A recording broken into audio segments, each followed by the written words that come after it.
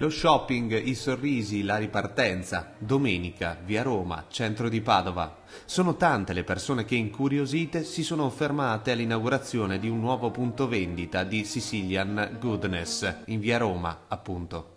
La festa di colori e di sapori, di prodotti tipici dell'isola, ha trasformato il taglio del nastro in un evento mondano. A festeggiare anche il vice sindaco di Padova, Andrea Michalizzi. Sì, oggi tanta gente apre un nuovo negozio, un negozio di prodotti siciliani, ma tante sono le attività che qui nel nostro centro, bellissimo devo dire, con tanta gente sta riprendendo la propria attività.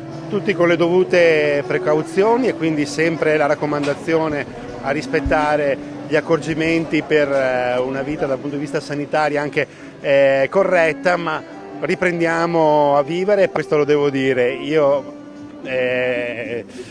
parlo veneto ma sono catanese, la mia famiglia si è trasferita qui a Padova che io ero piccolino, avevo 5 anni e quindi un pezzo del mio cuore è sempre giù in Sicilia. Ma per me è un po' un ritorno alla mia famiglia. Cannoli, dolci tipici siciliani ma anche i salati, con il dubbio amletico che riguarda proprio uno dei simboli della Sicilia. Si dice arancini o arancine? Da noi, cioè Catania, si dice arancino. C'è una netta differenza tra arancino e arancina. Arancino, Catania, arancina, Palermo, però la sostanza penso che sia tutto uguale. Noi siamo giovani, crediamo nel futuro, abbiamo scelto Padova, ma perché comunque conosciamo Padova, è una bellissima città. Tutto questo è grazie sempre a voi che scegliete la qualità. Abbiamo fatto di tutto, ci credevamo e siamo qui.